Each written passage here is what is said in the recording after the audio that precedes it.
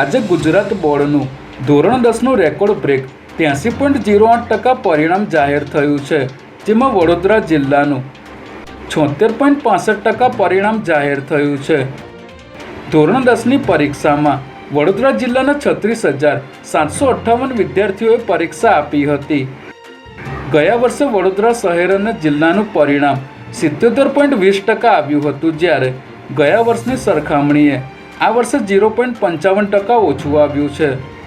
વડોદરાની 31 શાળાઓ એવી છે જેનું પરિણામ 100% આવ્યું છે અને 17 શાળાઓ એવી છે જેનું પરિણામ 30%થી નીચું રહ્યું છે.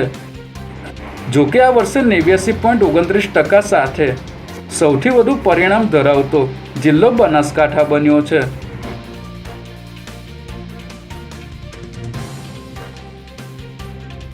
પહેલગામમાં આતંકી હુમલાની ઘટના બાદ પાકિસ્તાન સરહદ પર તણાવભરી સ્થિતિ સર્જાઈ છે, જેના કારણે ગુજરાતના 18 જિલ્લાઓમાં ગઈકાલે સાંજે 4થી 8 વાગ્યા દરમિયાન મોક ડ્રીલ અને બ્લેકઆઉટનું સફળ આયોજન કરવામાં આવ્યું હતું, જેમાં 23,000થી વધુ નાગરિકો અને સિવિલ ડિફેન્સના સ્ટાફે ભાગ લીધો હતો. બ્લેકઆઉટને લઈને સમગ્ર અમદાવાદ શહેરમાં 30 મિનિટ સુધી સંપૂર્ણ અંધારપટ છવાઈ ગયો હતો. મોક ડ્રીલને લઈને રાજ્યના તમામ જિલ્લાઓના ડિસ્ટ્રિક્ટ ઇમરજન્સી ઓપરેશન સેન્ટર ખાતે 24 કલાક હોટલાઇન તેમજ સેટેલાઇટ ફોન કાર્યરત કરવામાં આવ્યા હતા.